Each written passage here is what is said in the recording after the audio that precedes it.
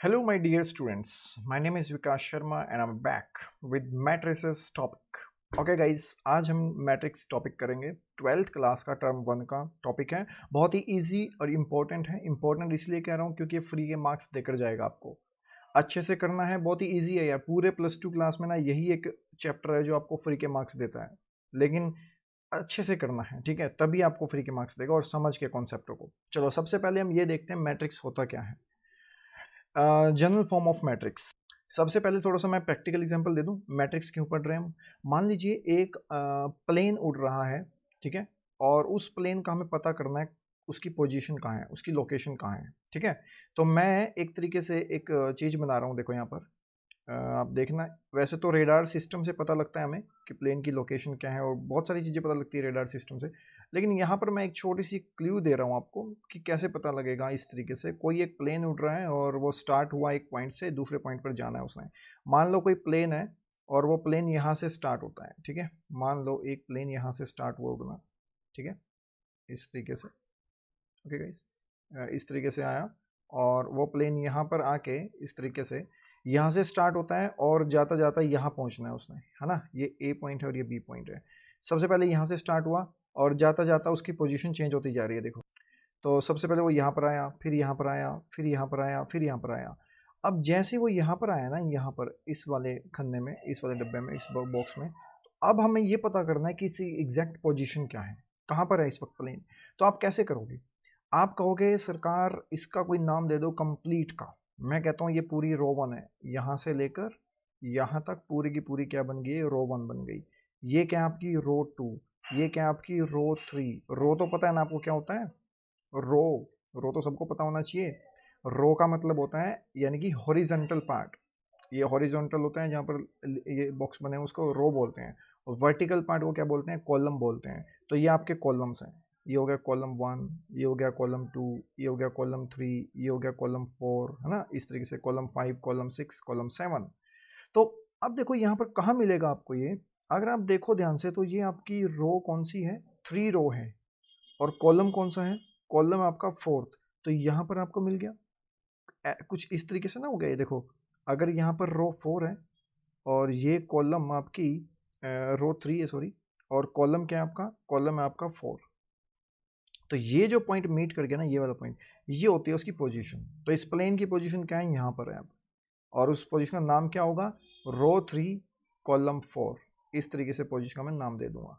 तो ये होता है आपका रो एंड कॉलम का कॉन्सेप्ट। और ये पोजीशन हमें मिल गई। अब ये पोजीशन हमें किसकी हेल्प से मिली? सिर्फ रो और कॉलम की हेल्प से, ठीक है। तो अगर इसकी जगह मैं आपको एक लाइब्रेरी दे दूं और मैं कहूं उसमें बहुत सारी किताबें मैं दे दूं और बहुत सारे आपको ब्लॉक्स बना के दे दूं और मैं कहूं उन किताबों को उन ब्लॉक्स में लगाओ, तो आप कैसे लगाओगे? अरेंजमेंट ही करोगे ना सबकी। तो वो अरेंजमेंट कैसे करोगे आप? रो के हिसाब से और कॉलम के हिसाब से। कि कोई भी बच्चा गया लाइब्रेरी में, जाके देखेगा किस रो में पड़ी अभी आपकी किताब, वो कहेगा भाई 7th रो में जाओ, वो 7th रो में जाएगा। फिर कहेगा कॉलम 3rd को देखो, कॉलम 3rd को देखेगा। अब 7th रो कॉलम 3rd, जहां पे ये मीट करेगा आपको एग्जैक्ट पता लग जाएगा ये बुक यहाँ पे पड़ी हुई है, ठीक है ना। तो वही अरेंजमेंट ऑफ बुक्स आपने लाइब्रेरी में कर दी, तो वो अरेंजमेंट जो आपने बुक्स की है उसी का नाम होता है मैट्रिक्स। यानी कि arrangement of numbers, arrangement of elements अगर आप कर देते हो रो और कॉलम से, तो आप कहोगे कि वो मैट्रिक्स बन गई। और मैट्रिक्स को डिनोट कैसे करते हैं? मैट्रिक्स को डिनोट करने का तरीका होता है, आपकी जो ब्रैकेट, हम ये छोटी मोटी ब्रैकेट लगाते थे ना, क्लोज ब्रैकेट जिसको बोलते थे, बस इसको थोड़ी सी बड़ी कर लो और कुछ भी नहीं है, इस तरीके से, ठीक है। आप ऐसे मत खाली डंडे मत डाल देना, इसका मतलब कुछ और होता है। लेकिन यहाँ पर इस तरीके से होना चाहिए, यहाँ पर ये पॉइंट होना चाहिए ऐसे, ठीक है गाइस।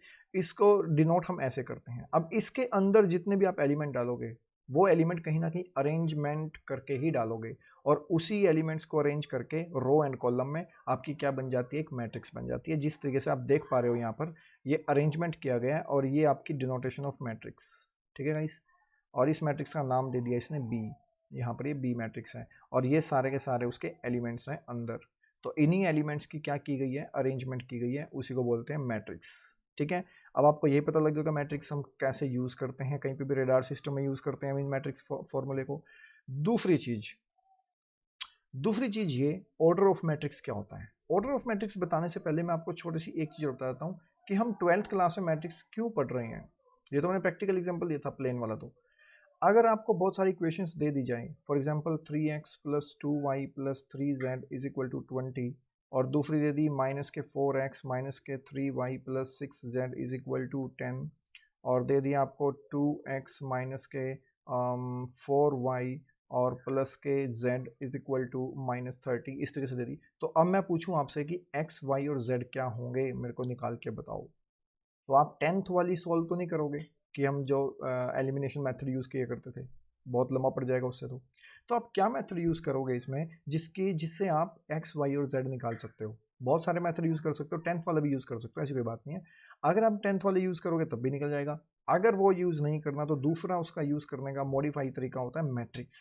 तो बिल्कुल सही समझा आपने, इक्वेशंस को अगर सॉल्व करना पड़ जाए, एक्स वाई जेड निकालना पड़ जाए, तो मैट्रिक्स की हेल्प से भी निकाल सकते हैं। ये मैं आपको बाद में बताऊंगा, लेकिन आप समझने की कोशिश करो, मैथमेटिक्स में तब ये इंट्रोड्यूस हुआ था कि अब क्या किया जाए।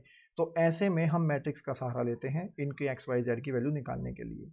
और कहाँ यूज़ हो सकता है सर मैट्रिक्स? मैट्रिक्स बिल्कुल हो सकता है। मान लो आपको कह दिया गया एक पंजाब है, एक हरियाणा है, और नहीं चलो बड़े बड़े स्टेट लेते हैं, एक मुंबई मैंने ले लिया, एक मैंने ले लिया बेंगलोर। ओके गाइस, कौन कौन है बेंगलोर से बताना मेरे को, कमेंट में लिखो।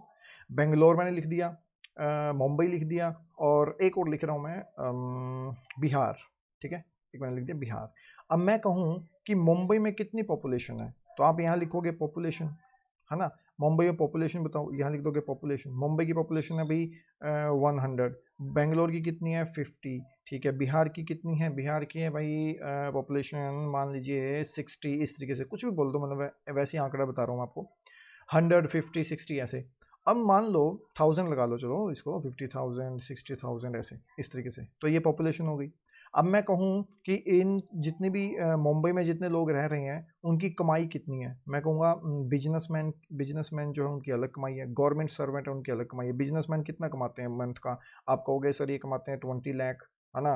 बेंगलोर में कितना कमाते हैं 10 लाख, है ना। तो इस तरीके से अरेंजमेंट कर दी। बिहार में कितना कमाते हैं 5 लाख, इस तरीके से। तो गवर्नमेंट सर्वेंट कितना कमाते हैं, वो इतना कमाते हैं, वो इतना कमाते हैं, वो इतना कमाते हैं। ये आपका अरेंजमेंट ही तो कर रहे हो हर चीज़ की, हर चीज़ आपने अरेंजमेंट कर दी। कॉलम में क्या डाल दिया, मुंबई, कॉलम में क्या डाल दिया, बेंगलोर, ये सारा बेंगलोर का डाटा है। बिहार पूरा आपका ये डाटा मिल जाएगा, मुंबई का पूरा डाटा यहाँ से मिलेगा। अगर मैं कहूँ भी पॉपुलेशन का डाटा बताओ, तो पॉपुलेशन का डाटा अपने रो कहोगे, रो 1, ये आपका क्या हो गया, पॉपुलेशन का डाटा हो गया। बिजनेसमैन बताओ, बिजनेसमैन कितना कमाते हैं, वो आपका रो 2 में डाटा दिखाई देगा। मैं कहूँ गवर्नमेंट सर्वेंट का बताओ, गवर्नमेंट सर्वेंट का डाटा आपका रो 3 में दिखाई देगा। तो ये रो 3, रो 1, रो 2, ये सभी क्या है, रोज हैं, है ना। हॉरिजॉन्टल क्या बोलते हैं, रो, और कॉलम को क्या बोल देंगे, वर्टिकल, कि मुंबई एक कॉलम 1, बेंगलोर कॉलम 2, ये कॉलम 3, इस तरीके से। तो ये कॉलम होती हैं रोज। ओके गाइस, आपको लग गया होगा पता। अब हम चलते हैं डायरेक्ट इस वाली पे। देखो ये मैट्रिक्स का नाम दे दिया एक्स, इसमें अरेंजमेंट कर दी नंबर्स की। एक कॉलम बना दिया ए कॉलम, एक कॉलम बना दिया बी, एक कॉलम बना दिया सी, और एक कॉलम बना दिया डी। इसी तरीके से रो बनाएगा वो, रो का नाम दे देता हूँ मैं पी और क्यू, है ना। पी नाम की रो बन गई, ये होगी रो 1, ये हो गई रो 2, है ना गाइस, ये होगी कॉलम 1, कॉलम 2, कॉलम 3, कॉलम 4, है ना। तो ये आ गई आपकी कॉलम।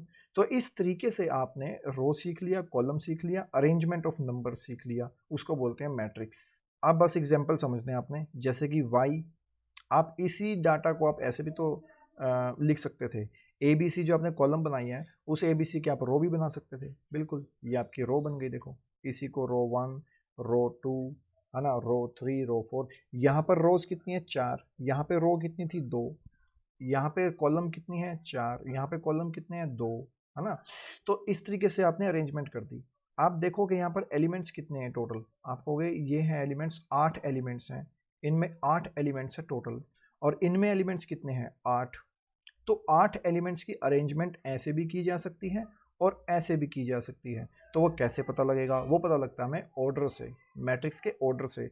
ये ऑर्डर है हमारा 2/4। इसका क्या मतलब है, 2 यहाँ पर रो को बता रहा है, 4 यहाँ पर कॉलम को बता रहा है। तो सबसे पहले रो लिखते हैं, फिर कॉलम लिखते हैं, जो भी इनकी मल्टीप्लिकेशन आएगी वो आपका क्या बन जाता है, नंबर ऑफ एलिमेंट्स बन जाते हैं। और इसी को बोलते हैं, रो बाय कॉलम को लिखने को ही बोलते हैं ऑर्डर। जैसे एक्स मैट्रिक्स का ऑर्डर क्या है 2/4, जिसमें 2 तो रोज हैं और 4 क्या है कॉलम है, और टोटल एलिमेंट्स कितने हैं 2 4 8। इसकी अरेंजमेंट हमने कर दी एलिमेंट्स की, 8 एलिमेंट्स की अरेंजमेंट करी, जिसमें 2 तो मैंने रो बनाई, 4 मैंने कॉलम बनाए। इसी 8 एलिमेंट की अरेंजमेंट में ऐसे भी तो कर सकता हूँ कि मैं रो बना सकता हूँ 4, कॉलम बना सकता हूँ 2, ये हो गया रो, ये हो गया कॉलम। समझ रहे हो मेरी बात को? तो इस तरीके से आप इसको ऑर्डर बोलते हैं। हम कितने रोज हैं कितनी कॉलम है उसको हम ऐसे लिखते हैं। तो पहले रो आती है फिर कॉलम आता है। ये होता है आपका ऑर्डर ऑफ मैट्रिक्स निकालना। अब ये क्या चीज है? लिखने का तरीका होता है एक मैट्रिक्स को। जनरल फॉर्म अगर बनाऊं मैं इसकी तो ये बनेगी ए आई जे और एम एन। ये क्या बताता है हमें? ये बताता है ऑर्डर ऑफ अ मैट्रिक्स। ये क्या बताता है हमें? ये बताता है हमें एलिमेंट्स, एलिमेंट्स की अरेंजमेंट होती है। और ये क्या है आपका मैट्रिक्स का डिनोटेशन, ठीक है, वो डिनोट हम ऐसे करते हैं। तो मैट्रिक्स ए, ठीक है गाइज। अब ये आई और जे क्या है ये मैं यहीं पे क्लियर कर देता हूँ फटाफट से। आई यहाँ पर अगर मैं ए आई जे बोल रहा हूँ तो आई का मतलब है रो, जे का मतलब है कॉलम। अगर मैं कहूँ रो 1 कॉलम भी 1, ए 1 1 तो रो भी 1 कॉलम भी 1, तो इसका मतलब ये कौन सा एलिमेंट हुआ? 1 1 एलिमेंट हुआ। तो मुझे बताओ आप 1 1 एलिमेंट कैसे मिलेगा आपको? मैं अगर y की बात करूँ, y में 1 1 एलिमेंट कैसे मिलेगा? तो आप कहोगे सर ये तो हो गया रो 1, ये हो गया कॉलम 1, कॉलम 1, तो यहाँ पर जो मीट कर रहा है पॉइंट वो ये 1 कर रहा है। तो ए 1 1 एलिमेंट क्या मिल गया आपको? 1 मिल गया। अगर मैं कहूँ रो 2, ऐसे बोल दूँ रो 2 और कॉलम भी 2, कॉलम भी 2, तो मुझे बताओ कहाँ पे मीट किया? यहाँ पर मीट किया कॉलम 2 में। तो आप कहोगे ये कौन सी पोजीशन होगी हमारी? ये हो गई हमारी ए 2 रो 2 ही कॉलम, तो ये मिल गया आपको 2 एलिमेंट इस तरीके से। तो ऐसे देखते हैं आई और जे, इस तरीके से पता लगता है। आई और जे क्या होती हैं? रो एंड कॉलम होता है। जितने आप इसमें रो कॉलम डालते रहोगे उसी हिसाब से ही आपको एलिमेंट बताता रहेगा। इसके बहुत सारे एग्जाम्पल हम करेंगे, इस एग्जाम्पल में बताऊंगा आपको। तो फिलहाल आप ये समझ गए होंगे ऑर्डर ऑफ मैट्रिक्स क्या होता है, मैट्रिक्स क्या होता है, मैट्रिक्स का यूज क्या होता है। प्रैक्टिकल में मैंने बता दिया आपको, मैथमेटिक्स में मैंने आपको बता दिया कैसे यूज करते हैं। अब हम चलते हैं इनकी नेक्स्ट पॉइंट पे। देखो यहाँ पर मैंने क्या बताया था आपको पीछे वाली स्लाइड में कि 8 एलिमेंट्स को आपने क्या करना है? अरेंज करना है। तो कोई कहेगा कि 8 एलिमेंट्स को सर मैं ऐसे भी अरेंज अरेंज कर सकता हूँ, रो मैं बना दूंगा 8, कॉलम बना दूंगा 1। बिल्कुल कर सकते हो। तो ये भी तो 8 एलिमेंट्स ही देगा। कैसे देगा? अगर आपने यहाँ पर 8 रोज बना दी तो आप इस तरीके से रोज बनाओगे ना सारी 8 की 8, तो ऐसे आप रो बना रहे हो। और कॉलम कितना रख रहे हो? सिर्फ एक कॉलम, सिर्फ एक। मतलब बना के देखता हूँ मैं, 1 2 3 4 5 6 7 8। तो मैं इसको बंद कर देता हूँ इस तरीके से, इस तरीके से। तो ये मैट्रिक्स दर्शाता है कि अगर मैंने इसको ऐसे बंद किया है तो ये मैट्रिक्स में बंद हो गया। तो इस मैट्रिक्स का मैं नाम दे देता हूँ एक्स मैट्रिक्स। रोज कितनी है? 1 2 3 4 5 6 7 8, रोज हैं 8। कॉलम कितना है? कॉलम तो एक ही है ना, ये सारा कॉलम तो ये सारा एक ही है। देखो कॉलम तो एक ही है। तो कॉलम कितने हैं यहाँ पर? कॉलम है 1, ओनली 1। तो हम इसको ऐसे भी तो कर सकते हैं ना, 8 एलिमेंट्स थे मेरे पास और 8 ही एलिमेंट्स की मैंने अरेंजमेंट कैसे कर दी? जिसमें रो मैंने 8 ले लिया, कॉलम मैंने 1 ले लिया। तो बोल सकता हूँ ऑर्डर ऑफ मैट्रिक्स क्या होगा? 8/1 होगा। बिल्कुल। सर इसको हम ऐसे भी तो कर सकते थे, 1 रो ले लूँ 8 कॉलम ले लूँ। हाँ ऐसे भी हो सकता है। सर इसको हम ऐसे भी लिख सकते हैं 4 × 2, बिल्कुल। 2 × 4, बिल्कुल। जिसमें रोज कितनी होंगी? 4, कॉलम कितने होंगे? 2। उलट सकते हो, रो कितनी होगी? 2, कॉलम कितने होंगे? 4, फिर भी तो 8 ही के 8 एलिमेंट बनेंगे। तो ऐसे कितने पॉसिबल हो गए? पॉसिबल हो गए ना, 1 2 3 4, 4 ऐसी अरेंजमेंट बनेगी आपको, 4 ऐसी मैट्रिक्स बनेगी जिससे आप 8 एलिमेंट को अलग अलग तरीके से अरेंज कर सकते हो। किसी में रो 2 रख सकते हो, किसी में कॉलम 4 रख सकते हो, किसी में रो 4 रख सकते हो, किसी में कॉलम 2 रख सकते हो। Simple, question done. नेक्स्ट, ये देखो आपके मतलब का क्वेश्चन आ गया यहाँ पर। देखो गाइस क्या दिया हुआ है, ए आई जे आपको ये दिया हुआ है और आपको कह रहा है 3/2 की मैट्रिक्स बनाओ। सबसे पहले ये देखो 3/2 में कितने एलिमेंट्स होंगे? 6 होंगे। मल्टीप्लाई कर दो, सिंपल। अब ये 6 एलिमेंट की अरेंजमेंट कैसे करनी है? जिसमें 3 तो रो होने चाहिए, 2 होनी चाहिए कॉलम। तो सबसे पहले एक मुखड़ा सा बना लिया करो इसमें। कैसे? जैसे यहाँ पे लिख दो A11 एलिमेंट, A12 एलिमेंट और A21, A22। ऐसे क्यों लिख रहा हूँ मैं बताऊंगा आपको। A31, A32 मैंने ऐसा इसलिए लिखा क्योंकि यहाँ पर कहा है 3 तो होनी चाहिए रोज। तो ये होगी रो 1, ये हो गई रो 2, ये हो गई रो 3। कॉलम कितनी है यहाँ पर? 2, ये कॉलम 1, ये कॉलम 2। अब देखो ये एलिमेंट कैसे बोला जाएगा? सीधी सी बात है, रो 1 कॉलम 1 में आ रहा है, इसलिए 1 1 बोल दिया मैंने, आई जे। ये कॉलम, ये एलिमेंट कैसे बोला जाएगा, रो 1 में है, कॉलम 2 में है, तो ये होती है आपकी रो और ये होती है आपकी कॉलम। बताया था मैंने आई जे का मतलब। अब मैं कहूँगा 2 1, 2 का मतलब ये तो हो गया आपकी रो और ये 1 का मतलब हो गया आपका कॉलम, तो A21 एलिमेंट हो गया। A22 element second row second column का पॉइंट है, ये पोजीशन है उसकी। तो इस तरीके से आपको ये बहुत सारे एलिमेंट निकालने हैं और यही अरेंजमेंट क्या कहलाएगी, आपकी 3/2 अरेंजमेंट कहलाएगी। और इसी अरेंजमेंट की मैट्रिक्स बनानी है तो हमें इस टाइप की मैट्रिक्स बनानी है, ठीक है, जिसमें 3 क्या होने चाहिए रोज और 2 क्या होने चाहिए कॉलम। तो और निकालेंगे कैसे, वो दिया हुआ है आपको। ए आई जे की वैल्यू क्या दी हुई है, 1/2 मॉडुलस आई माइनस 3 जे दिया हुआ है। तो अगर मैं यहाँ पर A11 निकालूं सबसे पहले, तो आई भी 1, जे भी 1, रो भी 1, कॉलम भी 1। तो यहाँ पर आई की वैल्यू क्या रखी हमने 1, माइनस 3 इंटू 1 3, तो -2 हो जाएगा यहाँ पर। -2 मॉडुलस में बाहर जाएगा तो क्या बनेगा, पॉजिटिव। तो 2 मल्टीप्लाई 1/2, 2 से 2 कैंसिल, क्या मिल गया आपको 1। तो A11 एलिमेंट क्या आ गया आपके पास, 1 आ गया। अब करते हैं A12 एलिमेंट की बात। A12 एलिमेंट कैसे मिलेगा आपको, वही सेम तरीका, इसमें रखो आप इस वाले मेथड में। A I J is equal to 1/2 I minus 3 जे।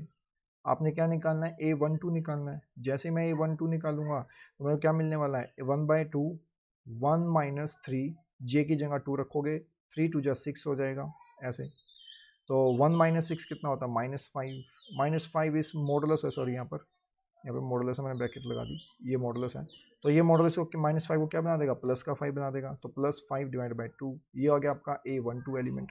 इसी तरीके से A13 एलिमेंट निकाल सकते हो। इसी तरीके, सॉरी A13 तो है ही नहीं यहाँ पर, क्योंकि इस अरेंजमेंट में 3 ही तो रोज हैं और 2 कॉलम है, तो 13 तो मैं निकाल ही नहीं सकता, तो 12 तक।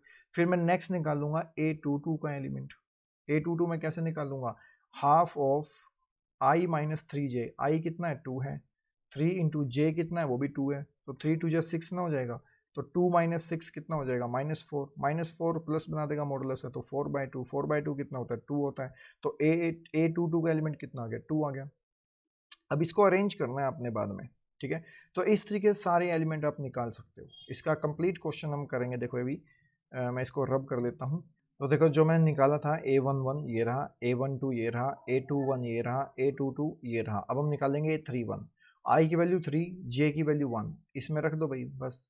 1/2 मॉडुलस आई मतलब 3, 3 माइनस 3 इंटू जे, जे कितना है 1, तो 3 माइनस 3 0, तो ये 0 हो जाएगा। 3 2 निकालते हैं, A32 निकालने का तरीका क्या होगा, 1/2 मॉडुलस आई की वैल्यू है 3 माइनस 3, 2 कितना है जे है, तो जैसे करूँगा तो 3 2 जा 6 आ जाएगा, और 3 माइनस 6 कितना होता है -3, तो वो प्लस बना देगा, तो 3/2 बच जाएगा।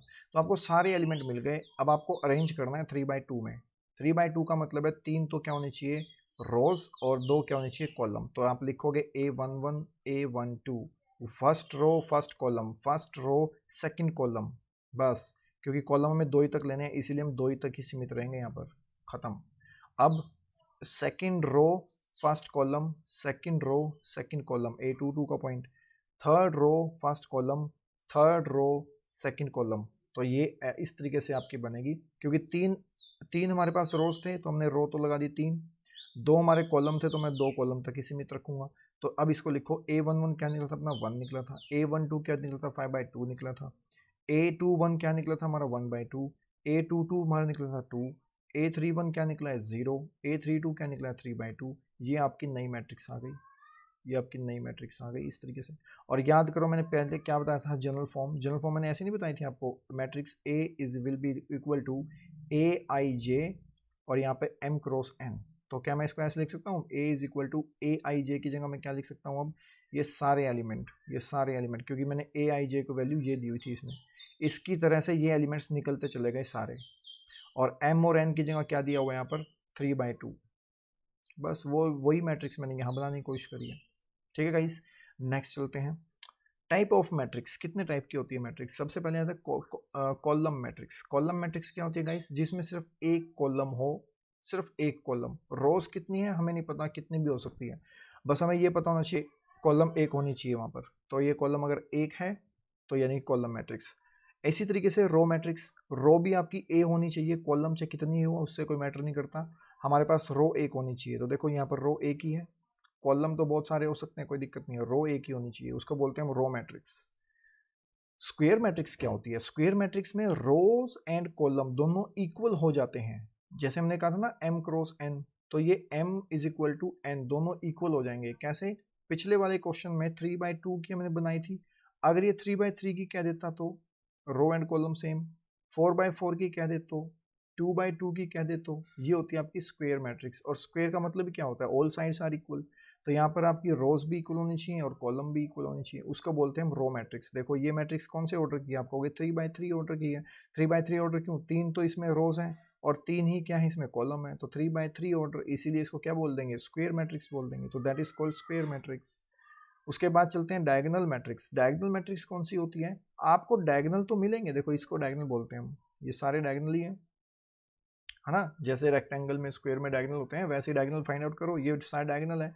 क्या इस डायगोनल के ऊपर के और नीचे के एलिमेंट सभी जीरो हैं? बिल्कुल है। तो ये आपको याद रखना है कि ऊपर के और नीचे के सभी एलिमेंट जीरो होने चाहिए अगर आपको डायगोनल मैट्रिक्स निकालनी है, यानी कि उसमें सिर्फ डायगोनल्स ही होने चाहिए।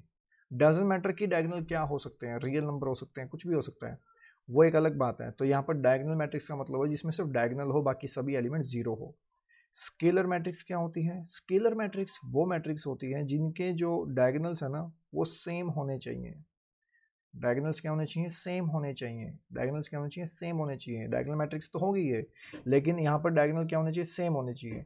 तो हम बोल सकते हैं कि डायगोनल मैट्रिक्स ही स्केलर मैट्रिक्स होती है, आप ये नहीं कह सकते, लेकिन आप ये कह सकते हो सभी स्केलर मैट्रिक्स डायगोनल मैट्रिक्स जरूर होंगी, ठीक है। क्योंकि सभी डायगोनल को अगर आप स्केलर बोल दोगे तो डायगोनल के अंदर तो ये अलग अलग डायगोनल्स आ गए, लेकिन स्केलर तो बोलता है कि हमारे पास डायगोनल होने चाहिए, वो सेम होने चाहिए। क्यों ऐसा बोलता है? क्योंकि यहाँ से √3 कॉमन लिया जा सकता है गाइज, और जब ये √3 कॉमन लेगा ना तो यहाँ पर 1 डायगोनल बच जाएगा, और ये जो बाहर गया है ना इसी को बोलते हैं स्केलर, और इसीलिए बोल रहे हैं इसको स्केलर मैट्रिक्स, ठीक है। इस जहां पर आपके डायगोनल क्या होते हैं? सेम होने चाहिए डायगोनल, चाहे वो √3 हो, चाहे वो -1 हो, क्योंकि जैसे ही आप -1 भी कॉमन लोगे ना बाहर बी मैट्रिक्स में, जैसे -1 0 0 -1 है, याद करने के लिए बता रहा हूँ सिर्फ। देखो अगर यहाँ -1 में कॉमन ले रहा हूँ तो यहाँ पर 1 0 0 1 बच जाएगा, सिंपल सी बात है, समझ गए मेरी बात को। और फिर ये -1 क्या बन गया? यहाँ पर स्केलर बन गया। ऐसे होता है स्केलर। स्केलर क्या होता है? स्केलर एक ऐसी क्वांटिटी होती है जो मल्टीप्लाई की जाती है। अगर मैं 2 को पूरी मैट्रिक्स से मल्टीप्लाई कर दूं, 1 2 3 4, जो मैं आपको आगे बताऊंगा, तो ये 2 बाहर क्या है? स्केलर है। जैसे ही अंदर जाएगा ऐसे वो स्केलर मल्टीप्लाई हो जाएगी। स्केलर ये होते हैं स्केलर, स्केलर के अंदर मल्टीप्लाई, बस वो बोल रहा हूँ मैं। तो स्केलर आप कॉमन ले सकते हो सिंगल टाइप का, तो इसको बोलते हैं स्केलर मैट्रिक्स। तो डायगोनल में और स्केलर में फ़र्क समझ के चलना। उसके बाद जीरो मैट्रिक्स, जिसके सभी एलिमेंट जीरो होते हैं, ठीक है, सभी एलिमेंट जीरो, उसको बोलते हैं जीरो मैट्रिक्स, इसको नल मैट्रिक्स भी बोलते हैं। आगे चलते हैं आइडेंटिटी मैट्रिक्स। आइडेंटिटी मैट्रिक्स कौन सी होती है? जिनके जो डायगोनल है ना, जिनके जो डायगोनल है ओनली 1 1 मिलेंगे, सिर्फ 2 2 भी नहीं मिल सकते। अगर मान लो यहाँ पर 2 2 हो गए, 2 0 0 0 2 0 0 0 2, तो आप कहोगे ये तो सर कौन सी मैट्रिक्स हो गई? स्केलर मैट्रिक्स हो गई। क्यों हो गई? क्योंकि यहाँ पर 2 कॉमन लिया जा सकता है सब में से, ठीक है। 2 अगर बाहर कॉमन आएगा तो ये स्केलर बन गया, 2 2 क्या बन गया? स्केलर बन गया। इस तरीके से 1 0 0 0 1 ये बन गया आपका कॉमन लेने के बाद, और जो 2 बाहर आया है ये आपका स्केलर बन गया, इसीलिए इसको क्या बोलेंगे? स्केलर मैट्रिक्स, ठीक है। लेकिन आइडेंटिटी मैट्रिक्स कौन सी होती है गाइस? जिसके डायगोनल से 1 1 ही मिलेंगे आपको, इसके अलावा कुछ और मिल ही नहीं सकते। तो जैसे आपको 1 1 1 मिले उसको बोल दो आइडेंटिटी मैट्रिक्स, ठीक है गाइस। तो क्या ये आइडेंटिटी मैट्रिक्स को हम स्केलर मैट्रिक्स बोल सकते हैं? हाँ बोल सकते हो, कोई दिक्कत नहीं। क्या इस आइडेंटिटी मैट्रिक्स को हम डायगोनल मैट्रिक्स बोल सकते हो? बताओ मेरे को, क्या इस चीज को आप डायगोनल मैट्रिक्स बोल सकते हो? डायगोनल मैट्रिक्स में क्या था कि जो डायगोनल्स हैं आपके वो अलग अलग होने चाहिए, ठीक है। कुछ भी हो सकते हैं, मतलब डायगोनल डायगोनल पे कुछ भी हो सकते हैं, उन्हें बोलते हैं डायगोनल मैट्रिक्स। तो इसको भी आप डायगोनल बोल ही सकते हो। तो टाइप्स ऑफ मैट्रिक्स करने के बाद हम कर लेते हैं एक छोटा सा पार्ट जिसको बोलते हैं इक्वालिटी ऑफ मैट्रिक्स। क्योंकि जो हमने टाइप किए हैं अभी मैट्रिक्स के, डायगोनल, ये स्केलर, इनका इनके ऊपर ना कोई इतने क्वेश्चन नहीं बनते हैं, ठीक है, इसीलिए मैंने कोई क्वेश्चन लिया नहीं है। लेकिन इक्वालिटी ऑफ मैट्रिक्स के ऊपर बहुत सारे क्वेश्चन बन सकते हैं। इक्वालिटी ऑफ मैट्रिक्स का मतलब होता है गाइस, अगर आपने मैट्रिक्स ए लिया और आपने मैट्रिक्स बी लिया तो उनके एलिमेंट्स भी सेम होने चाहिए, उनका ऑर्डर भी सेम होना चाहिए। जैसे कि यहाँ पर दिखाई दे रहा है, अगर मैं ये ए मैट्रिक्स ले लूँ, ये मैं बी मैट्रिक्स ले लूँ, तो ये गलत नहीं होगा कहना कि ये दोनों सेम हैं, किस किस वजह से सेम है? यहाँ पर 2 है, यहाँ पे भी 2 है, यहाँ पे 3 है, यहाँ पे भी 3 है, यहाँ पे 0 है, यहाँ पे भी 0 है, यहाँ पे 1 है तो यहाँ पे 1 है, यानी कि each element of all both the matrix will B same. और यहाँ पे ऑर्डर भी सेम है, 2/2 और यहाँ पे 2/2, इसीलिए इसको हम क्या बोल रहे हैं गाइस? इक्वल मैट्रिक्स बोल रहे हैं। अब देखो यहाँ पर, देखो ठीक है, अब ये इक्वल मैट्रिक्स, क्या ये इक्वल मैट्रिक्स है? ये 3 हो गया, ये 2 हो गया, ये 2 हो गया, ये 3 बन गया, तो ये इक्वल मैट्रिक्स की कंडीशन में नहीं आता, ये इक्वल नहीं है लेकिन ये इक्वल है। ठीक है, अब इक्वल मैट्रिक्स का फायदा क्या होता है? इक्वल मैट्रिक्स का फायदा ये होता है, मान लो आपको ए मैट्रिक्स यहाँ पर दे दी, बी मैट्रिक्स यहाँ पे दे दी, और क्वेश्चन के अंदर दे दिया if A is equal to B then find X Y Z A B C. देखो ये देखो, ये देखो, ये देखो, अगर दोनों इक्वल दे दी है, इक्वल दी हुई है, देखो अगर दोनों इक्वल हैं तो x भी इक्वल होना चाहिए इसके, y भी इक्वल होना चाहिए इसके, z भी इक्वल होना चाहिए 2 के, a भी इक्वल होना चाहिए इसके, b भी इक्वल होना चाहिए 3 के, c भी इक्वल होना चाहिए 2 के, तो सारे के सारे एलिमेंट इक्वल ही आएंगे a b एंड c और x y z। तो ये इसका मतलब जो देखा गया है इसकी एप्लीकेशन मैट्रिक्स की इक्वलिटी की, वो ये देखी गई है। कभी कभी ये इंपॉर्टेंट बहुत जाता है क्वेश्चन सॉल्व करने के लिए। अब देखो 8th मैंने क्वेश्चन लिया यहाँ पर, अगर एक कोई मैट्रिक्स है, मैंने कहा था आपको ये लिखने का ढंग होता है मैट्रिक्स को इस तरीके से, ये m और n क्या होते हैं? ऑर्डर होते हैं, और ये i j को क्या डिनोट करता है? ये एलिमेंट डिनोट करता है a, और i और j क्या होते हैं आपके? Row and column. Is a square matrix. ये स्क्वायर मैट्रिक्स कब होगी? जब m और n क्या होंगे स्क्वायर मैट्रिक्स में? आप जानते हो स्क्वायर मैट्रिक्स का मतलब है ऑल साइड्स इक्वल, तो इसमें रो एंड कॉलम क्या होंगे? इक्वल होंगे। तो यहाँ पे i किसके इक्वल होगा? j के इक्वल होगा। यहाँ पर m भी किसके इक्वल होना चाहिए? n के इक्वल होना चाहिए। तो जब ये होगा तभी आप कहोगे कि स्क्वायर मैट्रिक्स होगा। तो ऐसे कौन सी ऑप्शन दिखाई दे रहा है आपको? सी दिखाई दे रहा है, तो ये हो गया आंसर आपका। ठीक है, नेक्स्ट, ऑपरेशन ऑन मैट्रिसेस। दो मैट्रिक्स ली, उसके बीच में क्या ऑपरेशन लगा सकते हो? एडिशन का लगा सकते हो, सब्ट्रैक्शन का लगा सकते हो, बस। अब ऐड भी कैसे होंगे ये आपको देखना पड़ेगा। ऐड कैसे होंगे गाइस? हर एक एलिमेंट ए का हर एक एलिमेंट बी के साथ ऐड होता है। अगर आपने ए का एलिमेंट यहाँ पर A11 ले लिया, क्योंकि फर्स्ट रो फर्स्ट कॉलम, ये क्या होगा? A12 होगा, फर्स्ट रो सेकंड कॉलम। ये क्या होगा? First row third column. इसी तरीके से जो ये A11 इसका है, A12 इसका है, A13 इसका है, इन सब के साथ ऐड होगा। कैसे होगा? अगर मैं a प्लस बी करना चाहूँ तो मैं कहूँगा √3 + 2। फिर उसके बाद ये तो हो गया, एक एलिमेंट मिल गया आपको। दूसरा एलिमेंट निकालने के लिए मैं क्या करूँगा? 1 + √5, 1 + √5, ये दूसरा एलिमेंट मिल गया मेरे को। अब मैं तीसरा एलिमेंट निकालूंगा, -1 + 1, -1 + 1, थर्ड एलिमेंट हमको मिल गया। चौथा एलिमेंट 2 + -2, 2 + -2, ये मिल गया मेरे को चौथा एलिमेंट। 3 + 3, ये मिल गया एक और एलिमेंट। 0 + 1/2, ये मिल गया मेरे को। याद रहे जो एलिमेंट यहाँ पर है A11, उसी के साथ एडिशन होगी A11 के साथ। ऐसा मत कर देना कि A12 का एडिशन A31 के साथ कर दिया, किसी के साथ ही बिठा दिया, ऐसा नहीं होता। हर एक एलिमेंट की पोजीशन के साथ वो एडिशन होती है। तो ये आपकी अलग से एक मैट्रिक्स आ जाएगी, इसको सोल्व करके जो भी आएगी। इसी तरीके से सब्ट्रैक्शन में भी होता है गाइस। सब्ट्रैक्ट भी ऐसे ही करोगे आप, √3 - 2 कर दोगे, 1 - √5 कर दोगे, -1 - 1 कर दोगे, 2 में से -2 घटाओगे तो ये हो जाएगा, 3 में से -3 करोगे, 0 में से -1/2 करोगे, ये होगी सब्ट्रैक्शन। इसी तरीके से सब्ट्रैक्शन होती है। ठीक है, इस पे इतना आपने कर ही लिया होगा बहुत सारी चीज़ों को, लेकिन फिर भी आप, अगर आपको नहीं समझ में आया a + b, तो आप दोबारा से इसको रिकॉल करके देखो वीडियो को, आपको समझ में आ जाएगा। कोई ज़्यादा डिफिकल्ट नहीं है, हर एक एलिमेंट ऐड होने चाहिए उसके दूसरे एलिमेंट के साथ। अगर आपने यहाँ पर A11 एलिमेंट उठाया तो वहाँ पर भी A11 उठाओगे तभी एडिशन पॉसिबल है। ठीक है गाइस, तो अब हम चलते हैं property of matrix of addition. जैसे अगर मैं कहूँ आपको 1 + 2 = 2 + 1 होगा, बिल्कुल होगा। उसी तरीके से मैट्रिक्स में भी होगा। अगर मैं ए मैट्रिक्स को प्लस बी के साथ कर रहा हूँ और बी मैट्रिक्स को ए के साथ कर रहा हूँ, दोनों सेम तो चीज़ है, इसमें कोई डिफरेंस ही नहीं है। ठीक है, एक मैट्रिक्स को आप ऐड कर रहे हो बी के साथ और उसको बोल रहे हो b + a, तो सेम रिजल्ट देगा। ऐसे आपका एसोसिएटिव लॉ भी होगा।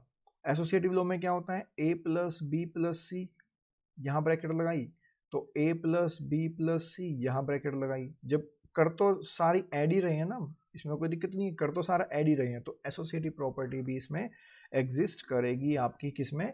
मैट्रिक्स के केस में। है ना। और एग्जाम्पल भी मैं ले सकता हूँ, आप खुद भी एग्जाम्पल सोच सकते हो।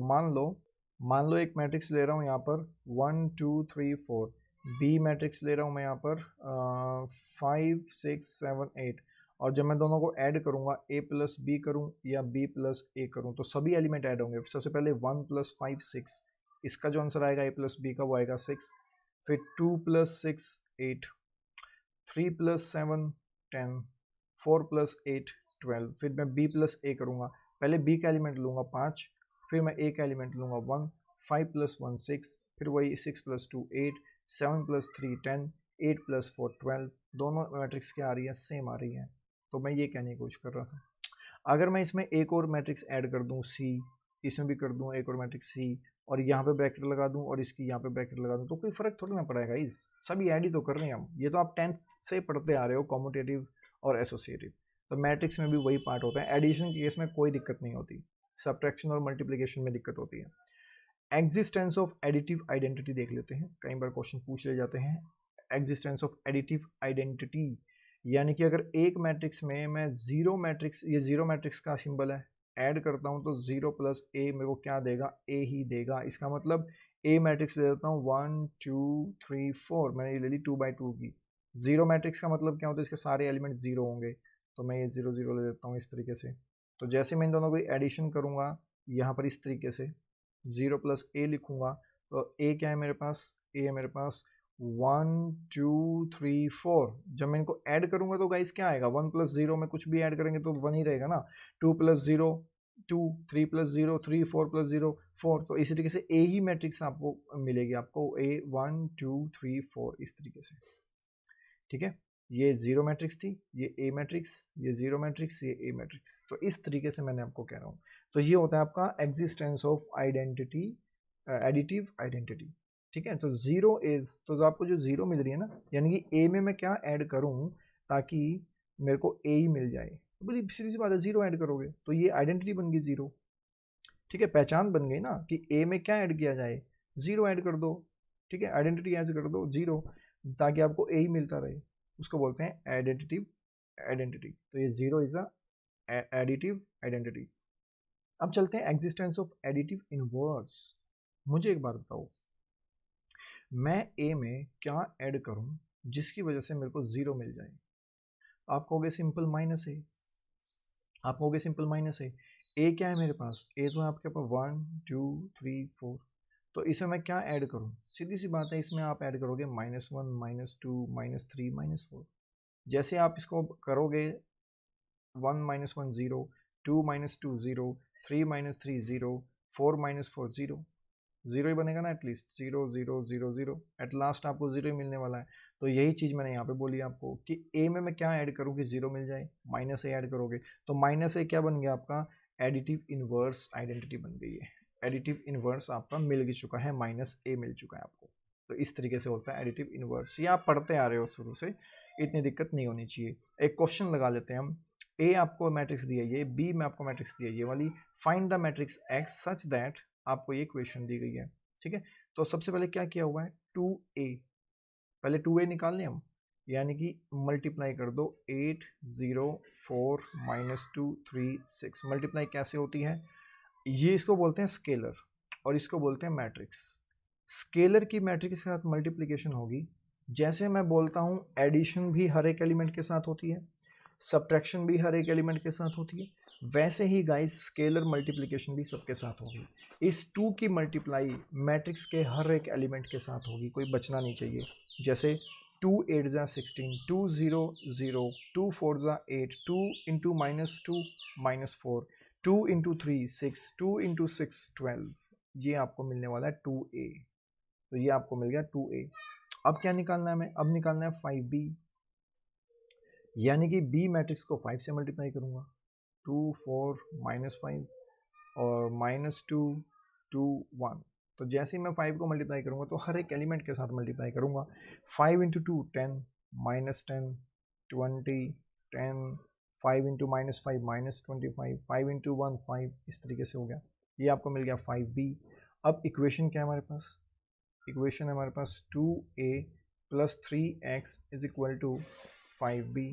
तो क्या मैं 3x को ऐसे लिख सकता हूँ 5b-2a, बिल्कुल लिख सकता हूँ। तो क्या मैं इस x को ये लिख सकता हूँ 1/3 5b-2a, बिल्कुल लिख सकता हूँ।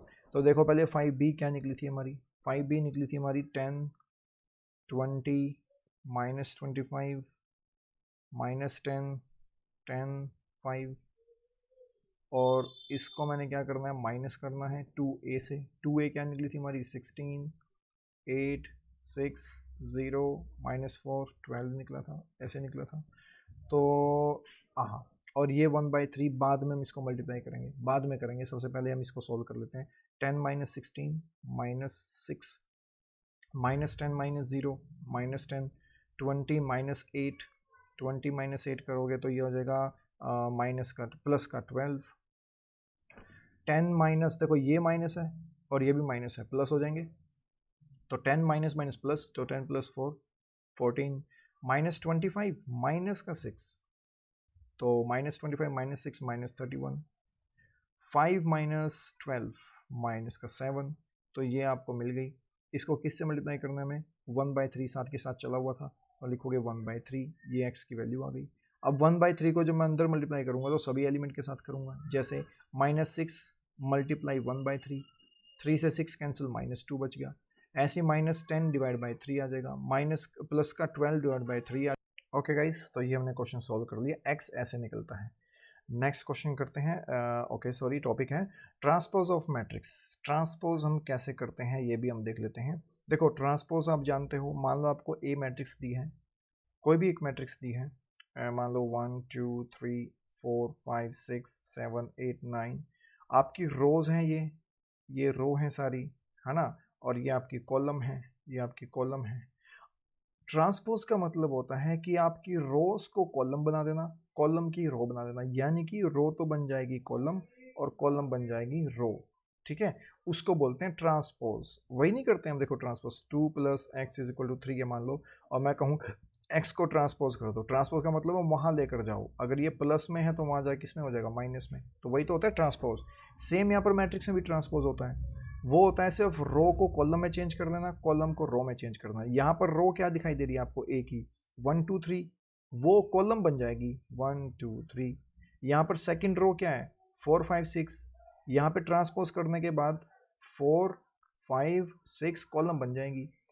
जो ए में रो है थर्ड 7 8 9, ट्रांसपोज करने के बाद वो बन जाएगी कॉलम 7 8 9, इस तरीके से।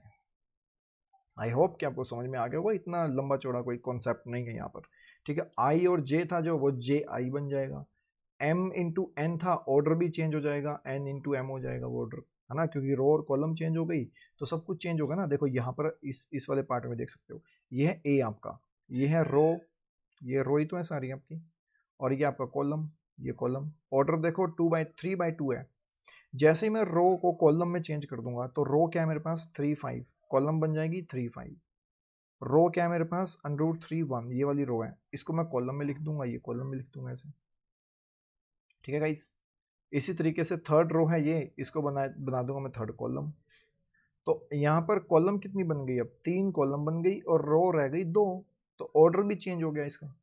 समझ गए मेरी बात को, रो और कॉलम अगर चेंज हो जाते हैं इस तरीके से, तो जो रो था वो कॉलम बन गया, जो कॉलम था वो रो बन गया। तो जैसे मैं R/C को ऑर्डर बोलता हूँ, तो अब मैं इसको ऑर्डर बोलूंगा ना, इसको, ठीक है, तो इसीलिए वो चेंज हो जाता है सारी चीज, तो इसको बोलते हैं transpose of a matrix. Next, property of transpose.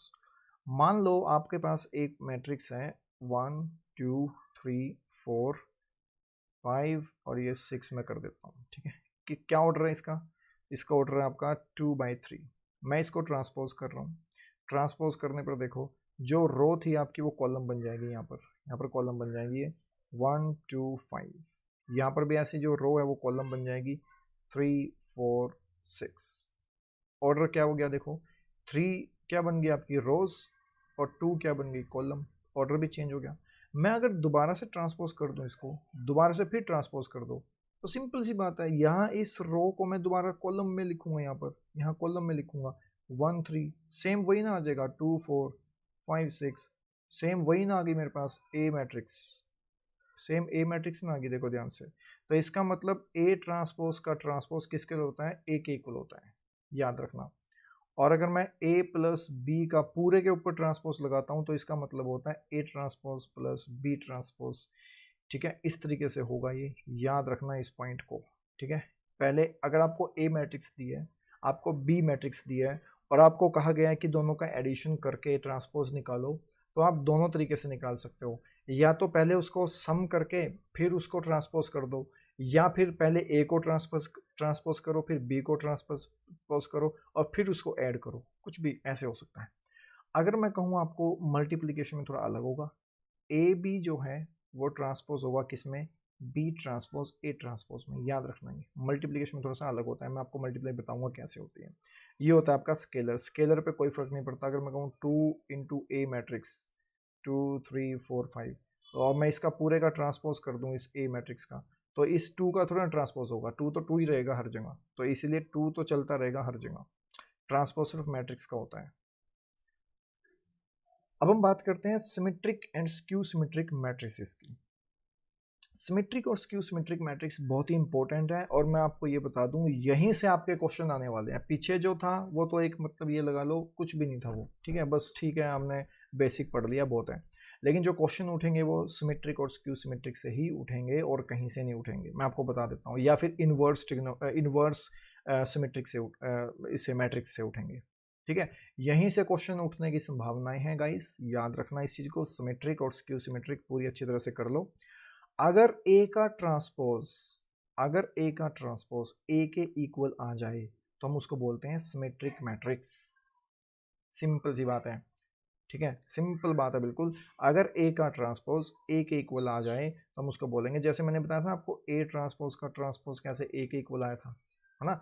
बस यहाँ पर वो सेम चीज बोल रहा है। अगर मैं खाली एक ट्रांसपोज ए के इक्वल ही आ जाए तो उसको बोलते हैं हम कैसे, जब मैं इसका ट्रांसपोज करूंगा ना, ट्रांसपोज कर दो इसका, देखो ये जो रो है वो कॉलम बन जाएंगी, क्या बनेगी, √3 2 3। ये जो रो है वो कॉलम बन जाएंगी 2 -1.5 -1, फिर 3 -1 1। मुझे बताओ क्या इसमें और इसमें कोई डिफरेंस है, कुछ भी तो डिफरेंस नहीं है। वही A11 पर √3 है, वही A12 पर 2 है, वही A13 पर 3 है, वही A22 पोजीशन कौन सी होती है, ये सेकंड रो सेकंड कॉलम, याद होनी चाहिए सारी चीज़ें आपको, पोजीशन वगैरह वो भी सेम है, हर चीज़ तो सेम है, तो कुछ भी चेंज नहीं हुआ, तो इसको ए ट्रांसपोज को ए के इक्वल कहते हैं हम। और अगर सिमिलरली ए का ट्रांसपोज आपका -a के इक्वल हो गया तो उसको बोल देंगे स्क्यू सिमेट्रिक। -a के इक्वल हो तो उसको बोल देंगे स्क्यू सिमेट्रिक। -a के इक्वल कैसे होगा, फॉर एग्जाम्पल यहाँ पर मैंने दे दिया 2 3 4 5, ठीक है, ये आपका ए मैट्रिक्स। अब मैं इसको कर रहा हूँ ट्रांसपोज, वो ट्रांसपोज क्या हो जाएगा, देखो सबसे पहले ए मैट्रिक्स को मैं थोड़ा सा ध्यान से मैं नेगेटिव में लेके जा रहा हूँ। पहले मैं यहाँ पे माइनस कर रहा हूँ, यहाँ पे माइनस कर रहा हूँ, ठीक है। अब जैसे मैं ए का ट्रांसपोज करूँगा तो क्या हो जाएगा, देखो 2 -3 और -4 और ये 5, ठीक है, इस तरीके से हो गया। अगर ये माइनस आपका इसमें भी लग जाए -2 और ये -5 में भी, जैसे मान लो मैं ये कर दूं ऐसे, तो इस तरीके से, तो ए का ट्रांसपोज आपका -a के इक्वल आ सकता है। जब आप माइनस कॉमन लोगे ना, जब माइनस कॉमन लोगे तो वो ए ही बन जाएगी कंप्लीट। तो देखो मैं एक एग्जांपल देता हूँ आपको, ये एग्जांपल मैंने गलत सा दे दिया, आपको एग्जांपल देता हूँ मैं दूसरा। तो देखो गाइस ये है एक मैट्रिक्स, मैंने लिख दिया यहाँ पर 0 2 4 -2 0 3 -4 -3 0। अगर मैं इसका ट्रांसपोज कर रहा हूँ, और ट्रांसपोज को हम ऐसे भी डिनोट करते हैं और ट्रांसपोज को हम इस तरीके से भी डिनोट करते हैं, ऊपर टी लगा के। तो जैसे मैं ट्रांसपोज करूंगा तो यहाँ पर जो रो है वो कॉलम में कन्वर्ट हो जाएगा, 0 2 4। ये जो रो है वो कन्वर्ट हो जाएगी कॉलम में, -2 0 3, सिमिलरली -4 -3 0। अब ध्यान से देखना, इस मैट्रिक्स में, ए मैट्रिक्स में और ए की ट्रांसपोज मैट्रिक्स में सिर्फ हल्का सा फर्क है, वो नेगेटिव का। अगर मैं इस मैट्रिक्स में से माइनस को कॉमन ले लूँ, और कॉमन कैसे लिया जाता है, जब मैं यहाँ पर, या फिर ये कह लो कि माइनस से मल्टीप्लाई करवा दो, -1 से, -1 के स्केलर से इसको मल्टीप्लाई करवा दो। जब मैं -1 से मल्टीप्लाई करवाऊंगा तो हर एक एलिमेंट से मल्टीप्लाई करवाना पड़ेगा। तो जब मैं -1 से मल्टीप्लाई करवाऊंगा इसको, तो मैं इसको ऐसे बोल सकता हूँ अब 0 प्लस का 2 और प्लस का 4 माइनस का 2 0 प्लस का 3 -4 -3 0। क्या आप देखो ये जो ट्रांसपोज है आपका, ये ट्रांसपोज होकर ये आ गया, क्या ये आपका ए नहीं है? बिल्कुल है, देखो बिल्कुल मिलता जुलता ए है, बिल्कुल सेम वही है। तो इसीलिए मैंने कहा था कि इस तरीके से हम बात करेंगे, ए ट्रांसपोज अगर -a के इक्वल आ जाए तो ये -a हो जाएगा आपका, ठीक है। तो यहाँ से आपको पता लग गया कि स्क्यू सिमेट्री किसे कहते हैं, और ज़्यादातर स्क्यू पे ही क्वेश्चन आएंगे क्योंकि यही थोड़ा सा आपको लगा होगा टफ सा। तो चलो नेक्स्ट करते हैं हम, क्या है। अब मैं आपको कॉम्बिनेशन बताता हूँ सिमेट्रिक मैट्रिक्स का और स्क्यू सिमेट्रिक मैट्रिक्स का। अगर कॉम्बिनेशन बने, रिलेशन बने, तो वो कैसा बनता है। वो रिलेशन ऐसे बनता है गाइस, कोई भी एक स्क्वायर मैट्रिक्स लोगे, होनी चाहिए वो स्क्वायर मैट्रिक्स, उसको हम कैसे एक्सप्रेस कर सकते हैं पूरी स्क्वायर मैट्रिक्स को, यानी कि ए मान लो एक स्क्वायर मैट्रिक्स अपन ले ली 3x3 ऑर्डर की, ठीक है। ये किसके इक्वल होगी, वो एक्सप्रेस की जा सकती है, वो होगी आपकी sum of symmetric and skew symmetric. Sum of symmetric का मतलब, देखो सिमेट्रिक का मतलब होता है गाइज ए प्लस ए का ट्रांसपोज और ए माइनस ए का ट्रांसपोज। मैंने वो बताया था नेगेटिव क्यों होता है यहाँ पर, क्योंकि क्या लेते हैं हम यहाँ पर, ए का ट्रांसपोज ए के इक्वल सिमेट्रिक, ए का ट्रांसपोज नेगेटिव ए के इक्वल स्क्यू सिमेट्रिक, ठीक है। वैसे इसकी थ्योरम यहाँ पर है, देखो यहाँ पर दी हुई है, मैं इसलिए नहीं करवा रहा क्योंकि पेपर लायक नहीं है थ्योरम्स, ठीक है। आपके ऑब्जेक्टिव टाइप क्वेश्चन आएंगे तो वो अलग तरीके से क्वेश्चन पूछे जाएंगे, बताओ ये स्क्यू सिमेट्रिक है कि नहीं है, बताओ ये सिमेट्रिक है कि स्क्यू है, इस टाइप के क्वेश्चंस आएंगे। ये वाली थ्योरम्स अब उसकी कोई इतनी इंपॉर्टेंस अभी नहीं रही, इंपॉर्टेंस तो है, हर चीज़ की होती है। देखो देखो वैसे मैं बता देता हूँ आपको यहाँ पर क्या करने की कोशिश कर रहा हूँ मैं। ये होती है आपकी सिमेट्रिक मैट्रिक्स, ठीक है, और ये होती है आपकी स्क्यू सिमेट्रिक मैट्रिक्स। कोई भी एक स्क्वायर मैट्रिक्स है, ठीक है, कोई भी एक स्क्वायर मैट्रिक्स है, ए 3x3 ऑर्डर की लगा लो, ये स्क्वायर मैट्रिक्स हो गई, ठीक है। वो अगर सिमेट्रिक कहनी है उसको तो मैं ए प्लस ए का ट्रांसपोज इस तरीके से कहूँगा। अगर ये ए प्लस ए का ट्रांसपोज, ए प्लस ए का ट्रांसपोज इस दोबारा से अगर मैं इसका ट्रांसपोज कर देता हूँ ना, तो आपको याद करो वो वाली प्रॉपर्टी, जब मैं इसको दोबारा से कर दूंगा तो ये किसके इक्वल आनी चाहिए, आपकी ए के ही इक्वल आनी चाहिए थी। और जैसे ही मैं a माइनस ए का ट्रांसपोज का पूरे का ट्रांसपोज करूंगा इस तरीके से, तो वो आपकी माइनस ए के इक्वल आनी चाहिए, ठीक है। इस तरीके से मतलब ये मतलब उसी मैट्रिक्स के प्लस के और उसी मैट्रिक्स के माइनस के इक्वल आनी चाहिए। इसको बोलते हैं, आप क्या बोलते हैं इसको, इसको बोलते हैं हम सिमेट्रिक मैट्रिक्स और स्क्यू सिमेट्रिक मैट्रिक्स, ठीक है। इसी तरीके से अगर मान लो मैं कहूँ इसका रिलेशन क्या होगा, तो आप कहोगे ए मैट्रिक्स को हम ऐसे भी दिखा सकते हैं इस तरीके से, ठीक है गाइस। जैसे ये था, ये आपका सिमेट्रिक हो गया, ये हो गया आपका सिमेट्रिक मैट्रिक्स, ये हो गई आपकी स्क्यू सिमेट्रिक मैट्रिक्स। अगर मैं दोनों का हाफ कर दूं और उसको प्लस कर दूं तो वो कंप्लीट ए के इक्वल आ जाती है। तो ये होता है रिलेशन इन दोनों के बीच में, सिमेट्रिक और स्क्यू सिमेट्रिक के बीच में ये रिलेशन होता है। इसको जस्टिफाई करने के लिए क्वेश्चन कर लेते हैं, क्योंकि मेन इंपॉर्टेंट क्वेश्चन है गाइस, ठीक है ना, यहाँ पर अभी ऑब्जेक्टिव टाइप में। तो क्वेश्चन है, एक्सप्रेस करो इस बी मैट्रिक्स को कि ये आपका सम है सिमेट्रिक और स्क्यू सिमेट्रिक का। अब क्वेश्चन कैसे आ सकते हैं इसके रिलेटेड, कि क्या ये पॉसिबल है कि बी मैट्रिक्स का कोई रिलेशन बनेगा सिमेट्रिक मैट्रिक के साथ और स्क्यू सिमेट्रिक मैट्रिक के साथ। आपके ऑप्शन दिए होंगे, ठीक है, यस बनेगा, नो नहीं बनेगा, मे बी और मे नॉट बी ऐसे भी दिखेगा, या फिर नन, है ना। इस टाइप के क्वेश्चंस के ऑप्शन बना सकता है। तो आपको देखना क्या है, आपने देखना है कि यहाँ पर जो बी मैट्रिक्स दी है, इसको बी प्लस बी का ट्रांसपोज और उसका क्या कर दूंगा मैं हाफ, और प्लस बी माइनस बी का ट्रांसपोज, है ना, उसका क्या कर दूंगा हाफ। तो ये किसके इक्वल आना चाहिए, आपका बी के इक्वल ही आना चाहिए। देख लेते हैं, वैसे आएगा बी मैट्रिक्स ये वाली मैट्रिक्स है, तो ये कहोगे आप 2 -1 1 -2 3 और ये -2, और बी फिर है -4 4 और ये -3, और ये होगी एक मैट्रिक्स आपकी, ठीक है, और प्लस बी का ट्रांसपोज, ये आपका बी का ट्रांसपोज। जब मैं बी का ट्रांसपोज करूँगा तो 2 -2 -4 रो का कॉलम बन गया, -1 3 4 1 -2 -3 इस तरीके से होगा। जब मैं इसको ऐड करूँगा तो ऐड करके क्या आएगा, 2 + 2 4 -2 -1 -3, डायरेक्ट लिख रहा हूँ मैं, -3 -1 -2 -3 3 + 3 6 4 -2 2 1 -4 -3 -2 + 4 -2 + 4 हो जाएगा आपका +2 -3 + -3 इट मीन्स -6।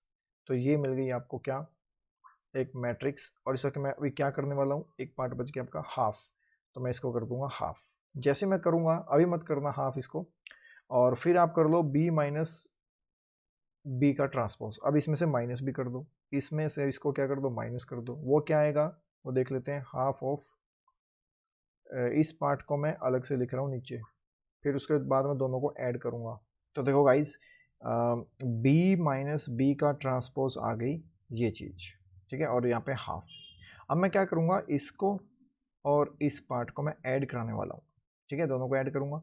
जब मैं ऐड करूँगा तो 1/2 कॉमन ले सकता हूँ, और ऐड करने पर यानी कि ये मैट्रिक्स और ये मैट्रिक्स दोनों ऐड हो जाएंगी। ऐड होने के बाद जो, और ये हाफ मैंने कॉमन ले लिया इन दोनों में, ये भी हाफ मैंने कॉमन ले लिया, ये भी हाफ मैंने कॉमन ले लिया। जैसे मैं ऐड करूँगा अब इसमें, तो ऐड करने पर देखो क्या मिलने वाला है मेरे को, 4 + 0 4, -3 -1 -4, -3 -5 माइनस का 8, -3 -2 माइनस का 6, 6 + 6 हो जाएगा आपका 6 + 6 12। नहीं, यहाँ पर कुछ ना कुछ गड़बड़ हो गई, एक सेकंड मैं देख लेता हूँ। 6 + 6, तो यहाँ पर कुछ ना कुछ गड़बड़ है, ये देखते हैं, यानी कि A22 पोजीशन, A22 पोजीशन ये रही आपकी, -3 -3 0, या 0 आना चाहिए था, 0 आना चाहिए। तो 6 + 0 6, ओके गाइस। फिर 2 + 6 8, सबको ऐड किया मैंने, -3 और ये प्लस का 5, तो प्लस का 2। फिर उसके बाद 2 + -6 माइनस का 4, फिर -6 + 0, तो ये बचेगा माइनस का 6। जब मैं इसको, मैं क्या करूँगा, 2 से डिवाइड कर दूंगा सबको, तो ये b ही आने वाली है। 2 -2 -4 -3 3 4 1 -2 -3। तो देखो ध्यान से, क्या ये बी मैट्रिक्स नहीं थी? बिल्कुल थी।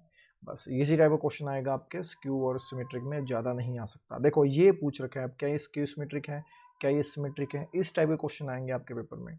अब इसका ट्रांसपोज करके देखना है आपने, क्या ए के इक्वल आएगा, 1 -1 5, ठीक है, -1 2 1, मैं ट्रांसपोज कर रहा हूँ डायरेक्ट, 5 1 3, जी हाँ वही सेम रिपीट हो गया, देखो सेम आ रहा है।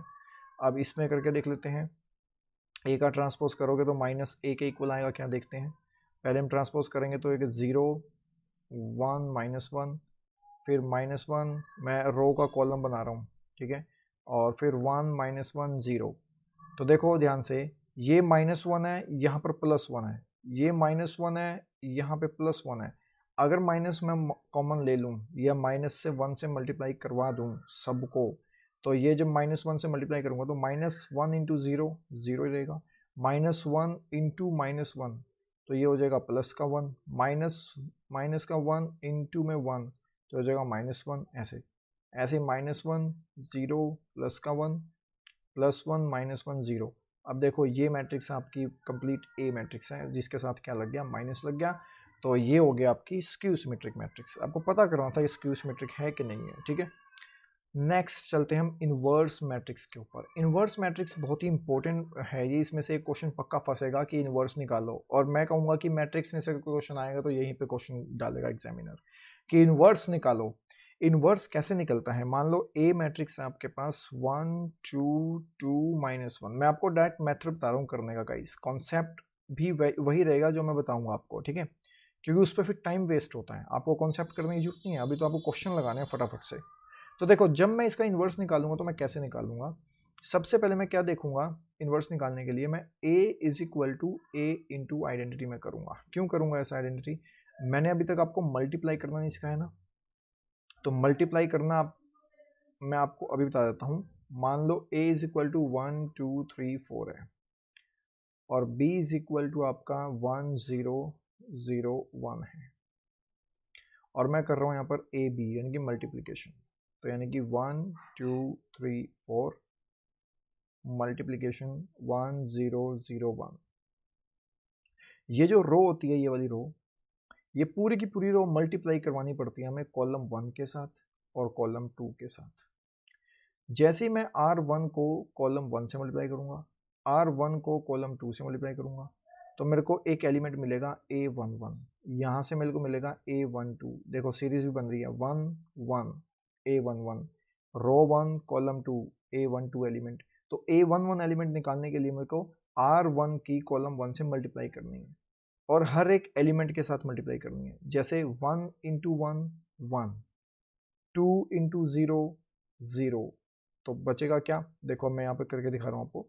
तो देखो ये आपकी रो 1, ये आपकी रो 2, ये आपकी कॉलम 1, ये आपका कॉलम 2। तो रो 1 को मैं कॉलम 1 के साथ जब मल्टीप्लाई करूंगा तो देखो 1 इंटू 1, ये वाला element first element of row 1, first element of column 1, दोनों मल्टीप्लाई होंगे, प्लस सेकंड जो आपका एलिमेंट है रो 1 का, वो सेकंड एलिमेंट कॉलम 1 के साथ मल्टीप्लाई होगा। 2 इंटू 0 0, तो फर्स्ट एलिमेंट आपको मिल गया 1, 1 इंटू 1 प्लस 0 1। ठीक है, ये तो हो गया आपका A11 एलिमेंट, जिसमें रो 1 कॉलम 1 से मैंने मल्टीप्लाई कर दिया, 1 निकल गया।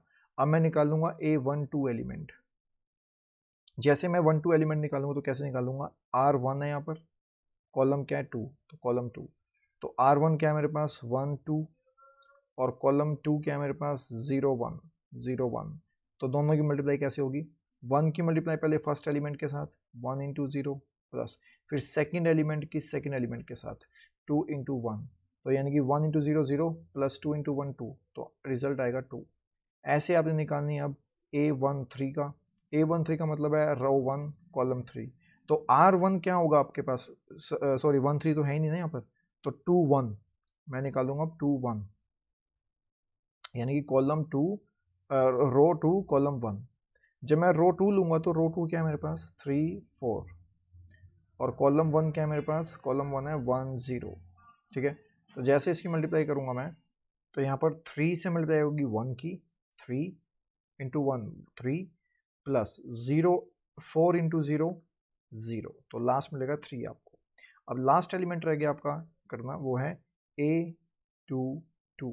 A22 का मतलब R2 कॉलम 2।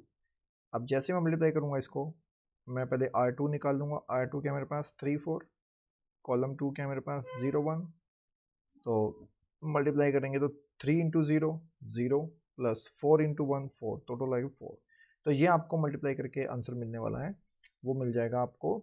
A11 एलिमेंट क्या था अपना 1, A12 क्या था 2,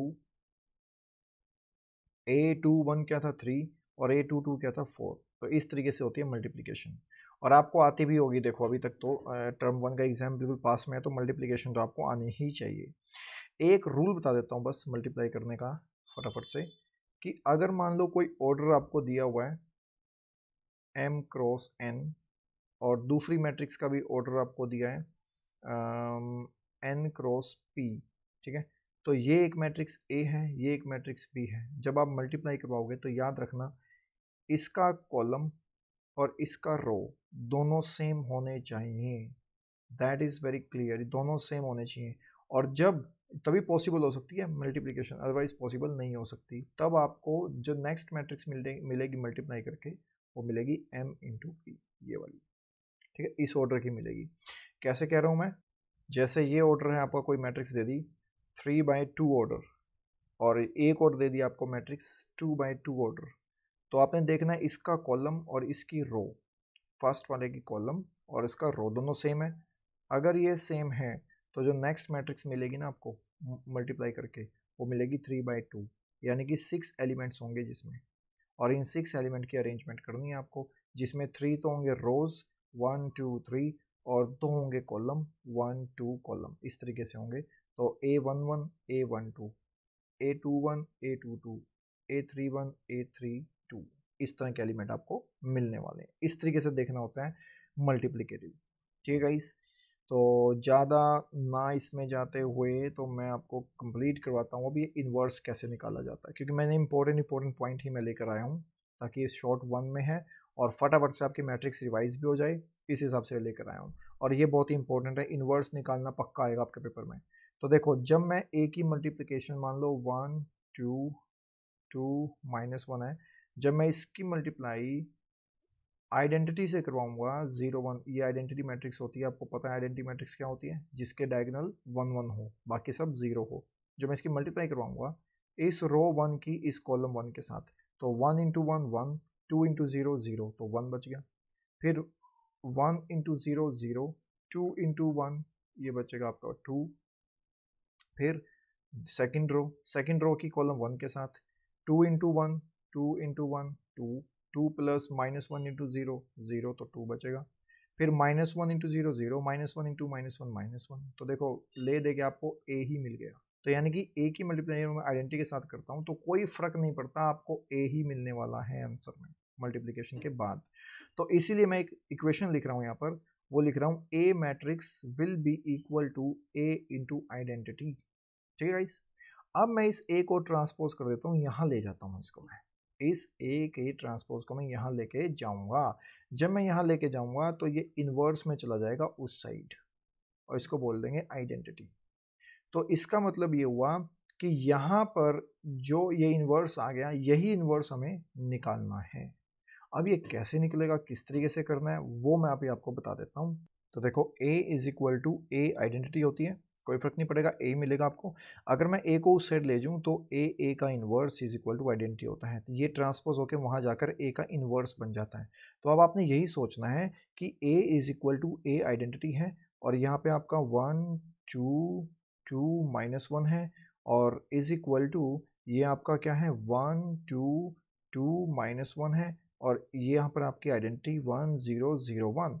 अब आपको ऐसे करना है कि इसको तो बना देना आपको a और ये जो बनेगा ना आपका जो भी मतलब इस ये तो हो जाएगा आपका a है और ये आपको बनाना है अब आइडेंटिटी, धक्के से बनाना है आपको इसको आइडेंटिटी। जैसे ये धक्के से आइडेंटिटी बनेगा तो आइडेंटिटी कब मिलता है, जब a तो जो का तो रहता है और a का इनवर्स जो है यहाँ पर जो भी चेंजेस होंगे ना ऑपरेशन के थ्रू वो आपने निकालना है। कैसे मैं आपको बता रहा हूँ, मैं आपको बताता हूँ। देखो 1 2 2 -1 is equal to a into identity यानी कि 1 0 0 1 इस तरीके से। ठीक है, मैं यहाँ पे ऑपरेशन लगाऊंगा। ऑपरेशन क्या लगेगा, सबसे पहले वो लगेगा R2 tends to R2 minus 2 R1। ठीक है, R2 माइनस 2 R1 जब लगाऊंगा इस R2 में से 2 के साथ मल्टीप्लाई करके R1 की जैसे मैं घटाऊंगा तो क्या मिलेगा मेरे को, यहाँ से मेरे को मिलने वाला है 1 2 0 -5 मिलेगा। देख लो करके यही का ही मिलेगा आपको।